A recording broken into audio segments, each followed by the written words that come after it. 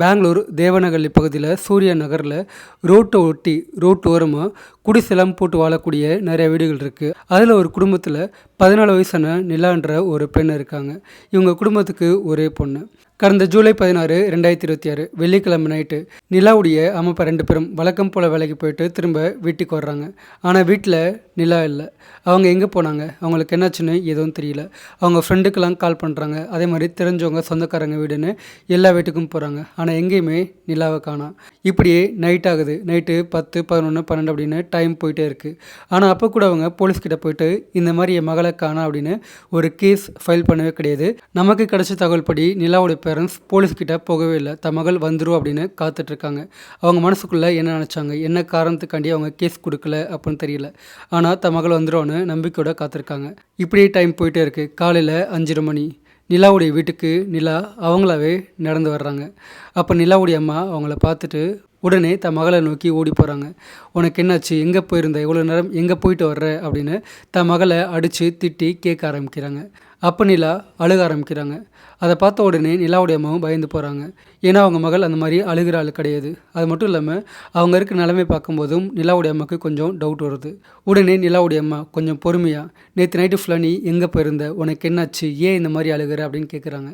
அப்போ நிலா அழுதுகிட்டே தனக்கு நடந்த எல்லாத்தையுமே சொல்ல ஆரம்பிக்கிறாங்க. அதை கேட்ட நிலாவுடைய அம்மா ஆடி போகிறாங்க. உண்மையிலேயே என்ன இருக்குன்னு பார்த்தோன்னா, நிலாவுக்கு படிப்பு வரல. அவங்க ஸ்கூல் போக மாட்டாங்க, வீட்டில் இருப்பாங்க. அவங்களுக்கு அதே தெருவில் இருந்த நவீன் அப்படின்ற ஒரு இளைஞர் கூட. அவனுக்கு வயசு ரொம்ப அதிகம். நிலாவோட ஒரு 6 வயசு 7 வயசு மூத்தவன். அவன் மேலே நிலாவுக்கு ஈர்ப்பு ஏற்பட்டு அவனை காதலிக்க ஆரம்பிக்கிறாங்க. அதே மாதிரி நவீனும் நிலாவை காதலிக்கிறான். ஆனால் சில மாதங்கள் முன்னாடி நவீன் அந்த ஏரியாவை காலி பண்ணிவிட்டு வேறு ஏரியாவுக்கு போகிறான். அது மட்டும் இல்லாமல் நவீனுக்கும் நிலாவுக்கும் இடையில் கருத்து வேறுபாடு ஏற்பட்டு அந்த சின்ன வயசில் காதலிக்கிறதே தப்பு. ஆனால் அந்த ஸ்டேஜில் அவங்களுக்குள்ள கருத்து வேறுபாடு ஏற்பட்டு அவங்க 2 பேரும் பிரிஞ்சு போகிறாங்க. ஆனால் நவீன் விடாமல் திரும்ப திரும்ப நிலாவை சமாதானப்படுத்த எவ்வளோ ட்ரை பண்ணுறான். ஆனால் நிலா அதுக்கெல்லாம் நோ சொல்கிறாங்க. அது மட்டும் இல்லாமல் நவீன் எத்தனை முறை பார்க்கணும் சொல்லி வெளியே கூப்பிட்டாலும் அதுக்கெல்லாம் நோ சொல்லிவிட்டு வெளியே வர முடியாது சொல்லி ரொம்ப ஸ்ட்ராங்காக இருக்காங்க. இப்போது நவீன் ஒரு பிளான் பண்ணுறான்.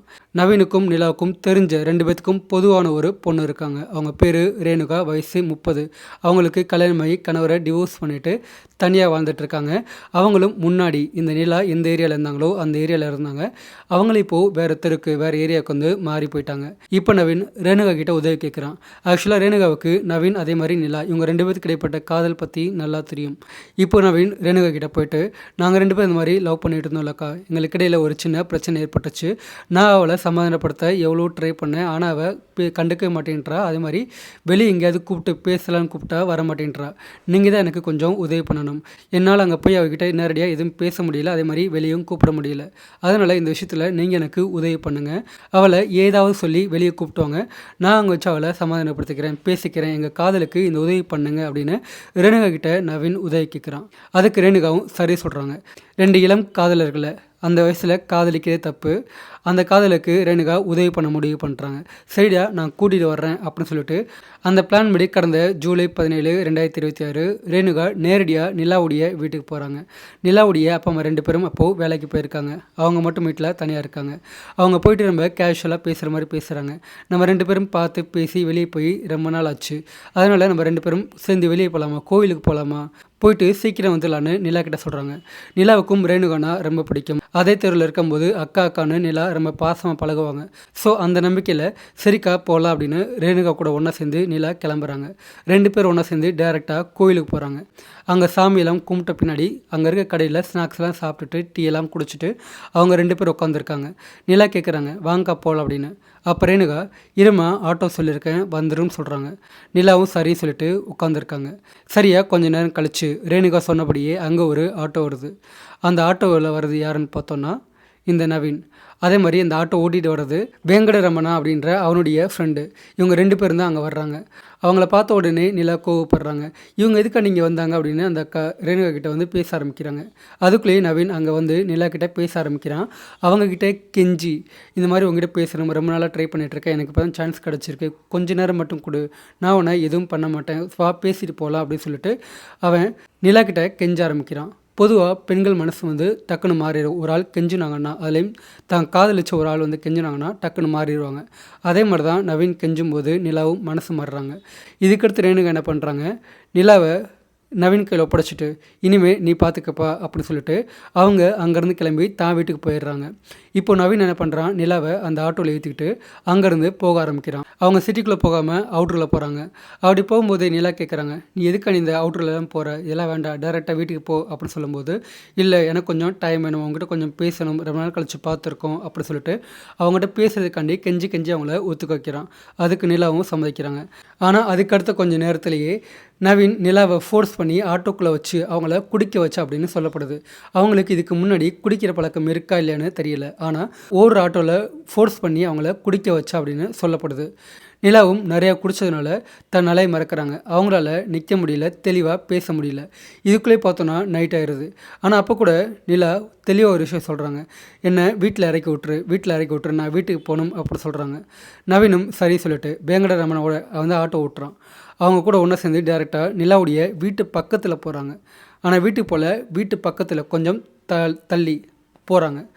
கரெக்டாக அவனுக்குள்ளே ஆட்டோ நிப்பாட்டிட்டு அங்கே வச்சு நவீன் நிலாவுடைய மனசை மாற்றுறான். உன்னுடைய வீட்டுக்கு வந்துட்டோமா, ஆனால் நீ இப்போது ரொம்ப குடிச்சிருக்க, இதோட நீ வீட்டுக்கு போனேன்னா கண்டிப்பாக மாட்டிப்ப, உங்கள் அப்பா இருப்பார், பார்த்தாருன்னா ரொம்ப திட்டுவார், அடிப்பார், நிறைய பிரச்சனை ஏற்படும். அதனால் இப்போ நீ போகாமல் காலையில் போய்க்கல அப்படின்னு நிலா கிட்ட சொல்கிறான். நிலாவும் ஆல்ரெடி தன் நிலை மறந்துருக்காங்க, சுயநினைவு இல்லாமல் இருக்காங்க. நவீன் சொல்கிறத கேட்டு அவங்களும் சரி சரி அப்படின்னு அந்த சுயநினைவு இல்லாமல் சொல்கிறாங்க குடிச்சதில்லை. இப்போ இந்த வாய்ப்பை நவீன் யூஸ் பண்ணிக்க முடிவு பண்ணுறான். என்ன பண்ணுறாங்க, ஆட்டோ எடுத்துகிட்டு பொட்டக்கடை இருக்குது. ஆக்சுவலாக போலீஸ்காரங்க இந்த வீடியோவில் காமிச்சிருக்காங்க அவங்க எந்த வழியாக கூட்டிகிட்டு போனாங்க, எந்த கட்டடத்துக்கு போனாங்க அப்படின்னு. அதை பார்க்கும்போது சிட்டிக்கு அவுட் சைடில் ரொம்ப அவுட்டராக இருக்குது, சுற்றி முற்றி எந்த ஒரு இடமே கிடையாது. ஆனால் அதுக்கிடையில் ஒரே ஒரு பில்டிங் மட்டும் கட்டிகிட்ருக்காங்க. அப்பேற்பட்ட ஒரு கட்டடம் கட்டிகிட்ருக்குது நவீனுக்கு தெரிஞ்சிருக்கு. எப்படி தெரிஞ்சதுன்னு தெரியல, ஆனால் தெரிஞ்சிருக்கு. இப்போது அந்த இடத்துக்கு கட்டிகிட்டு இருக்க அந்த கட்டிடத்துக்கு வேங்கடரமணா நவீன் இவங்க 2 பேரும் ஒன்று சேர்ந்து ஆட்டோவில் நிலா வச்சு கூட்டிகிட்டு போகிறாங்க. நவீன் வேங்கடரமணா இவங்க 2 பேர்த்துடைய மனசும் எப்போ மாறுச்சு, எப்படி மாறுச்சுன்னு தெரியல. ஆனால் நிலாவுடைய வீட்டு வரைக்கும் கூட்டிகிட்டு போனவங்க திரும்ப அந்த கட்டிடத்துக்கு கூட்டிகிட்டு போன உடனே அவங்களுடைய மனசை ஃபுல்லாக மாற்றிக்கிட்டு நிலாவை நாசம் பண்ண முடிவு பண்ணுறாங்க. ஆல்ரெடி அவங்க வேறு தன் நிலையை மறந்து சுயநினைவே இல்லாமல் இருக்காங்க. அதை தனக்கு சாதகமாக பயன்படுத்திக்கிட்டு நவீன் வேங்கடரமணா, நவீனாவது காதலிச்ச பையன், காதலன். ஆனால் அவனும் கொஞ்சம் கூட தான் காதலிச்ச ஒரு பொண்ணு, ஒரு சின்ன பொண்ணு இத்தனைக்கும் அப்படின்னு கூட பார்க்காம தன் நண்பன் கூட பங்கு போட்டுக்க முடிவு பண்ணுறான். நிலாவை சுயநினைவு இல்லாமையே கட்டிகிட்ருக்க அந்த கட்டிடத்துக்குள்ளே அவங்க கூட்டிகிட்டு போகிறாங்க. அந்த கட்டிடத்தில் யாரும் கிடையாது. அங்கே வச்சு நிலாவை இவங்க 2 பேரும் அவங்க சுயநினைவில் இல்லாத போதே மாறி மாறி நாசம் பண்ணுறாங்க. நைட்டு முழுக்க பல முறை, 2 இல்லை 3 இல்லை, பல முறை அவங்களால எவ்வளோ தூரம் முடியுமோ அவ்வளோ தூரம் மாறி மாறி நாசம் பண்ணுறாங்க. அப்படி நாசம் பண்ணி முடித்த பிறகு காலையில் வாக்கில் பார்த்தோன்னா இந்த நிலாவுக்கு அப்போ தான் கொஞ்சம் உடம்புல வலியும் இருக்குது. அதே சமயத்தில் அவங்க குடித்ததெல்லாம் கொஞ்சம் டவுன் ஆகி அவங்க கொஞ்சோன்னு சுயநினைவுக்கு வர்றாங்க. அப்போது அவங்க 2 பேரும் என்ன பண்ணியிருக்காங்கன்னு நிலாவுக்கு நல்லாவே புரியுது. அவங்க உடனே அழுக ஆரம்பிக்கிறாங்க. அப்போ அங்கே இருக்க நவீன் அதே மாதிரி வேங்கடரமணா இவங்க 2 பேருமே நிலாவை மிரட்ட ஆரம்பிக்கிறாங்க. இதை பற்றி நீ வெளியே யாருக்கிட்டாவது சொன்னேன்னா உன்னுடைய வீடியோ எங்ககிட்ட இருக்குது அப்படி சொல்லி மிரட்டுறாங்க. ஆக்சுவலாக அவங்க வீடியோ எடுக்கலை, ஆனால் ஒன்று நாங்கள் வீடியோ எடுத்திருக்கோம், அது மட்டும் இல்லாமல் இதை பற்றி நீ வெளியே யாருக்காவது சொன்னேன்னா ஒன்று நாங்கள் தீர்த்து கட்டிடுவோம் அப்படின்னு நிலாவை மிரட்டுறாங்க. அந்த பயத்தோடையே அவங்களுக்கு அதிக பயம் காட்டி அதே ஆட்டோவில் ஏற்றிக்கிட்டு திரும்ப அவங்க என்ன பண்ணுறாங்க, நிலாவுடைய வீட்டுக்கே போயிட்டு ரொம்ப தைரியமாக வீட்டு முன்னாடி கொஞ்சம் தூரம் தாண்டி நிலாவை இறக்கி விட்டுட்டு அவங்க ஆட்டோ எடுத்துகிட்டு கிளம்பி போயிடுறாங்க. கிளம்புறதுக்கு முன்னாடி கூட நிலாவை மிரட்டுறாங்க. இதை பற்றின வழியை யாருக்கும் சொல்லவே கூடாது, வீட்டில் சொன்னேன்னா கொன்றும் சொல்லிட்டு மிரட்டிட்டு அவங்க அங்கேருந்து போயிடுறாங்க.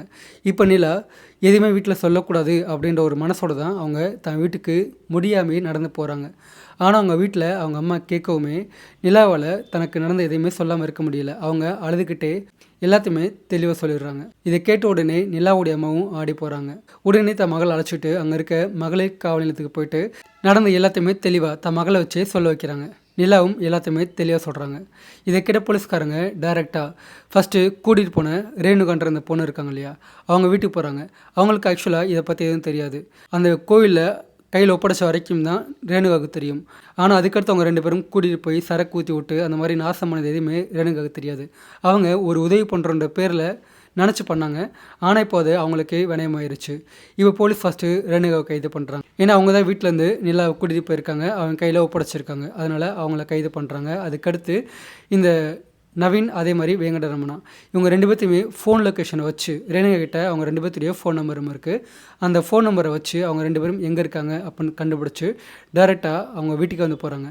ஆக்சுவலாக அவங்க வீட்டில் அவங்க கிடையாது, வேற ஒரு வீட்டில் வந்து தங்கியிருக்காங்க. ஃப்ரெண்டு வீடுன்னு சொல்லிட்டு இன்னொரு வீட்டில் தங்கியிருக்காங்க.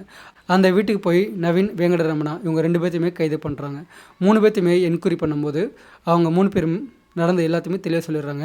இதில் ரேணுகா வந்து அந்த பொண்ணை நாசம் பண்ணவங்க தெரிஞ்சு பண்ணலை, இருந்தாலும் அதுக்கும் அவங்களும் ஒரு காரணியாக இருந்ததுனால அவங்களே கைது பண்ணுறாங்க. 3 பேர்த்தையும் இப்போது கோர்ட்டில் ஆஜர் பண்ணியிருக்காங்க. கஸ்டடியில் எடுத்து என்கொயரி பண்ணிகிட்ருக்காங்க மேற்கொண்டு. அது மட்டும் இல்லாமல் இதில் போலீஸ்காரங்க நிலாவுடைய அம்மா கிட்டே முக்கியமான கேள்வி கேட்குறாங்க. நீங்கள் எதுக்காண்டி உங்கள் பொண்ணு காணாமல் போயிட்டாங்கன்னு தெரியும், இருந்தாலும் நீங்கள் எதுக்காண்டி இப்போ வரைக்கும் கம்ப்ளைண்ட் கொடுக்கல, நைட்டு ஃபுல்லாக கம்ப்ளைண்ட் கொடுக்காம காலையில் உங்கள் பொண்ணு வந்து சொன்ன பிறகு தான் வந்து ஸ்டேஷனுக்கே போயிருக்கீங்க, அதுவரை நீங்கள் வீட்டில் என்ன பண்ணிகிட்டு இருந்தீங்க அப்படின்னு அவங்கள கேட்குறாங்க. ஆனால் அதுக்கு அவங்ககிட்ட பதில் இல்லை, இப்போ வரைக்கும் ஏன்னு சொல்லலை. அதே மாதிரி இதில் இன்னொரு முக்கியமான விஷயம் என்னென்னா, ஒரு பையனோ இல்லை ஒருத்தவங்களோ வந்துட்டு இந்த மாதிரி நான் காதலிக்கிறேன், வந்து ஹெல்ப் பண்ணுங்கள், அவங்கள இங்கே கூட்டிகிட்டு வாங்க, இவங்கள அங்கே கூட்டிகிட்டு வாங்க அப்படின்னு சொல்லி சொன்னாங்கன்னா தயவு செஞ்சு அதை பண்ணாதீங்க. அதுலேயும் ரேணுகா பண்ணது மிகப்பெரிய தவறு. நிலாவுக்கு இத்தனைக்கும் வயசு ரொம்ப ரொம்ப கம்மி தான். அந்த வயசில் அதெல்லாம் தப்புன்னு சொல்லி அவங்க விலக்கி விட்டுருக்கணும், நவீன்கிட்ட சொல்லி அவனை தள்ளி விட்டுருக்கணும். ஆனால் அவங்க சேர்த்து வைக்கிறேன், காதல் ஜோடிகளை சேர்த்து வைக்கிறேன் அப்படின்னு சொல்லிட்டு சம்மந்தமே இல்லாமல் அதுலேயும் கொஞ்சம் கூட திங்க் பண்ணாமல் இந்த சின்ன பிள்ளையை வந்து அங்கே கூட்டிகிட்டு போயிருக்காங்க. அது அவங்க பண்ண மிகப்பெரிய தப்பு. அது மட்டும் இல்லாமல் கூட்டிகிட்டு போயிட்டாங்க, அங்கே அவங்க 2 பேரும் பார்க்குறாங்க, பேசுகிறாங்க. அப்படி பேசின பிறகு ஒரு சின்ன பிள்ளையை கூட்டிகிட்டு வந்திருக்கோம், 2 பசங்க வந்திருக்காங்க, அவங்க எதா பண்ணிட்டாங்க, இந்த ஊர் உலகத்தில் இப்போ என்ன நடந்துட்டுருக்குன்னு எல்லாத்துக்குமே நல்லா தெரியும், நிறைய கேள்விப்படுறோம், கையில் ஃபோன் இருக்குது பார்க்குறோம். அப்படி இருக்கும்போது ஒரு சின்ன பிள்ளையை நம்ம தான் கூட்டிகிட்டு வந்திருக்கோம், அதை அப்படியே அனதை விட்டு போயிடலாமா? திரும்ப பேசி முடித்த பிறகு நீ பேச வேண்டியதை பேசிட்ட, நான் திரும்ப கூட்டிகிட்டு போகிறேன்னு சொல்லி அவங்க கூட்டிகிட்டு போயிருந்தாங்கன்னா இன்றைக்கி அந்த பிள்ளை வந்து கொஞ்சம் பாதுகாப்பாக இருந்திருக்கும். ஆனால் அவங்க அந்த மாதிரி பண்ணாமல் அப்படியே வந்து அசால்ட்டாக விட்டு வந்துட்டாங்க. இந்த ஒரு விஷயத்தால் அந்த பெண்ணுடைய வாழ்க்கை எந்த அளவுக்கு பாதிக்கப்படும் அப்படின்றது நம்ம ஈஸியாக சொல்லிட்டு போயிடலாம், நமக்கு ஒரு நியூஸ் மாதிரி தான். ஆனால் பாதிக்கப்பட்ட அந்த பெண் இருக்காங்க இல்லையா, அவங்க நாளைக்கு இன்னொரு பையனை பார்க்கவும் பேசவும் நம்புறதுக்கும் பயப்படுவாங்க. ஏன் அவங்க வீட்டிலே பார்த்து ஒரு பையனை கல்யாணம் பண்ணி வச்சாலுமே அந்த பையன் நாளைக்கு வந்து தொடும்போது இவங்களுக்கு இந்த வயசில் நடந்த அந்த விஷயம் வந்து ஞாபகத்துக்கு வரும். ஒரு வகையான பேனிக் அட்டாக் மாதிரி நம்ம நிறைய படத்தில் பார்த்துருப்போம் இல்லையா, அதெல்லாம் சும்மா வந்து இருக்குல்ல, நிஜத்தில் உண்மையிலேயே நடக்குது. அதெல்லாம் வச்சு தான் அந்த காட்சிகளை வந்து எடுக்கிறாங்க. ஸோ அதனால தான் நாளைக்கு கல்யாணம் ஆகிட்டு இன்னொரு ஆண் தொடும்போதும் அவங்களுக்கு இந்த சம்பவம் வந்து ஞாபகத்துக்கு வரும். அவங்க பயப்படுவாங்க, தன் கணவன் கூடயே ஒன்றா இருக்கிறதுக்கு பயப்படுவாங்க. இந்த விஷயத்த அவங்க வாழ்நாள் முழுக்க எவ்வளோ நாள் ஆனாலும் மறக்கவே முடியாது. ஏதோ ஒரு விதத்தில் நாளைக்கு இந்த மாதிரி ஏதோ ஒரு சின்ன பொண்ணுக்கு வந்து நடக்குதுன்னு கேட்கும்போது கூட அவங்களுக்கு இந்த விஷயம் குத்திக்கிட்டே இருக்கும். அவங்க வாழ்க்கையில் மன நிம்மதின்றது இப்போது ஃபுல்லாக போயிடுச்சு. ஸோ அதனால் இந்த தவறுகளை யாருமே கொஞ்சம் செய்யாமல் நடக்காமல் பார்த்துக்கோங்க. ஸோ ஃபைனலாக இந்த வீடியோ பற்றின இந்த சம்பவத்தை பற்றின உங்களுக்கு கருத்துக்கள் என்னன்றதை மறக்காமல் கமெண்ட் பாக்ஸில் பதிவு பண்ணுங்கள். அது மட்டும் இல்லாமல் இந்த வீடியோ பிடிச்சதுன்னா மறக்காமல் ஒரு லைக் பண்ணிவிட்டு என்னை சப்ஸ்கிரைப் பண்ணி பாருங்கள். அப்போ தான் நான் போகிற எல்லா வீடியோ உங்களுக்கு அப்டேட்டாக ரீச் ஆகும். ஓகேவா? நெக்ஸ்ட் வீடியோவில் பார்க்கலாம். பை.